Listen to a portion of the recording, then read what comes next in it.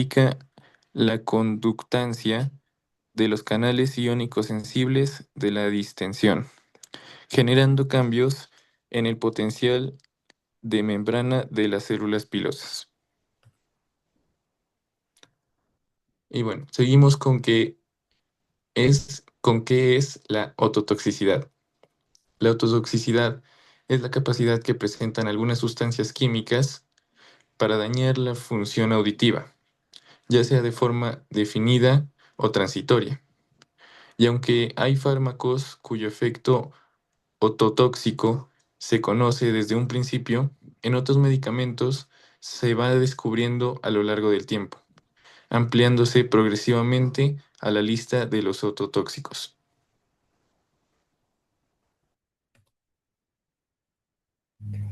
Bueno, y ahora vamos a presentar el tema que se llama ¿Cómo discrimina el órgano de Corti a la frecuencia de la onda sonora? Pues para tocar el tema tenemos tres aspectos fundamentales, que es que cómo la membrana basilar responde de forma variable. Esto lo hace cuando el sonido llega al oído interno, genera una onda en los líquidos de la cóclea y esa onda viaja a lo largo de la membrana basilar, que empieza a vibrar. A medida que la onda avanza, la vibración se hace más fuerte hasta llegar a un punto máximo y luego disminuye rápidamente. Este punto de máxima vibración es clave para identificar la frecuencia del sonido.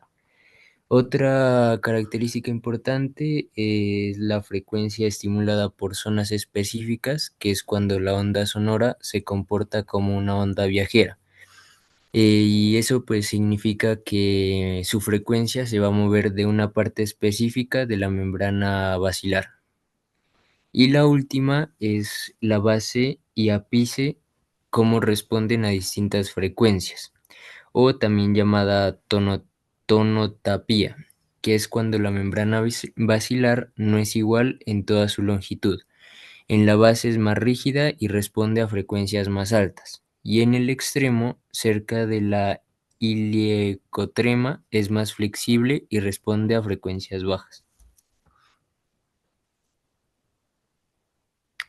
Pues para tocar el otro tema tenemos que qué es la tonotapía. Que la tonotopía pues es una forma en la que la membrana basilar del oído interno responde de manera diferente según la frecuencia del sonido. Y estas frecuencias, pues al ser altas, la hacen vibrar, y también hacen vibrar la base de la cóclea, que es más rígida, mientras que las frecuencias bajas hacen vibrar el extremo final, llamado el ápice, que es más flexible.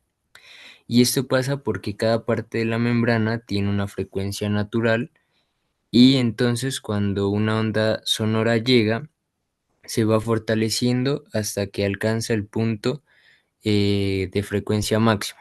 Y ahí la energía se dispara y la onda no sigue viajando. Gracias a esto, pues el oído puede identificar qué tan agudo o grave es el sonido del entorno.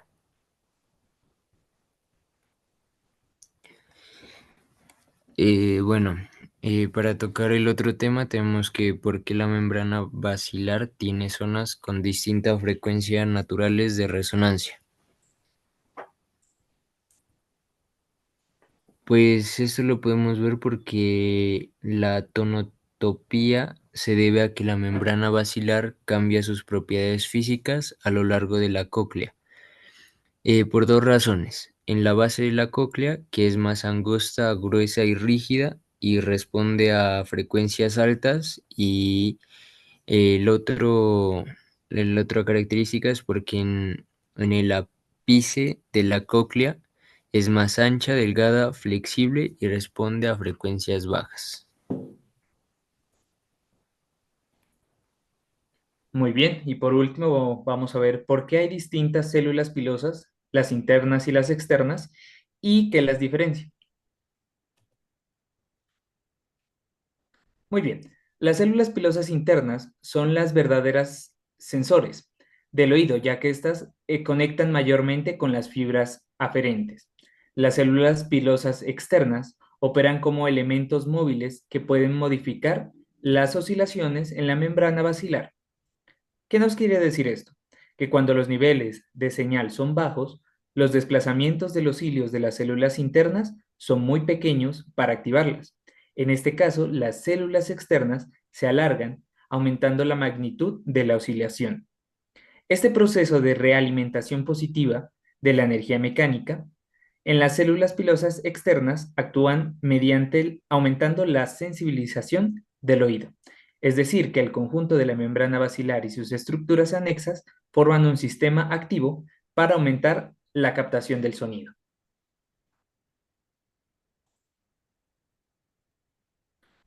¿Cómo discrimina el órgano de Corti la amplitud de la onda sonora?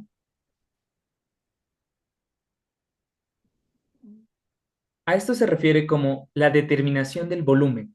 El sistema auditivo determina el volumen al menos de dos formas. La primera, conforme el sonido se hace más fuerte, aumenta la amplitud de la vibración de la membrana basilar y las células ciliadas, de modo que estas últimas excitan las terminaciones nerviosas con mayor rapidez.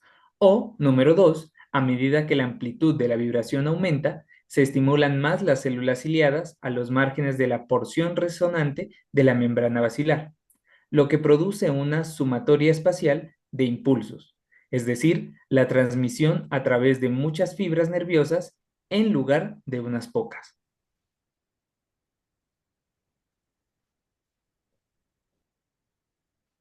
Muy bien, esto se puede comprender en las vías auditivas como divergencia, es decir, que cada célula pilosa interna puede estar en contacto con varias fibras aferentes, de modo que 3.500 células pilosas internas existentes contactan con aproximadamente 20.000 fibras aferentes primarias. A diferencia que en la convergencia, varias células pilosas externas contactan con una sola fibra aferente, de modo que 20.000 células pilosas externas están en contacto con solamente 1.000 fibras aferentes primarias. Los cuerpos celulares de las neuronas aferentes primarias se encuentran en el ganglio espiral, ubicado a lo largo del eje central de la cóclea, y son típicas neuronas bipolares, es decir, que su axón se bifurca en dos, dividiéndose en una fibra centrífuga, que es la que va a inervar las células pilosas, y una fibra centrípeta que va haciendo el tallo cerebral a establecer sinapsis con los núcleos cocleares. ¿A qué nos refiere esto? En la siguiente diapositiva encontramos que un tallo va a ir hacia las células pilosas y el otro parte del tallo va a conformar el nervio eferente hacia la neurona. Es decir, que las fibras centrípetas de la neurona del ganglio espiral se reúnen para formar el nervio auditivo que sube hacia el cerebro. Encontramos aquí las vías auditivas que continúan de este modo. Primero el nervio auditivo, que ya vimos cómo se conforma, luego van a los núcleos cocleares que se encuentran en el tallo cerebral, eso a el oliva superior, así como el colículo inferior que se encuentra en el mesoencéfalo, sube al núcleo geniculado medial en el tálamo y termina en la corteza auditiva primaria, la corteza temporal en las áreas de Bowman, de las áreas 41, 42 y 22. Toda la información auditiva es bilateral a nivel central, es decir, las neuronas del ganglio espiral envían información a los núcleos del tallo cerebral de ambos lados. ¿Para qué se da esta bilateralidad? Pues es muy importante en el procesamiento espacial de la señal auditiva, mediante comparación de los mensajes procedentes de ambos oídos. Cabe aclarar que la tonotopía se conserva a lo largo de toda la vía auditiva y ha sido demostrada en áreas de representación de los diferentes segmentos del órgano de Corti, en los diferentes núcleos de relevo y en las áreas centrales del cerebro.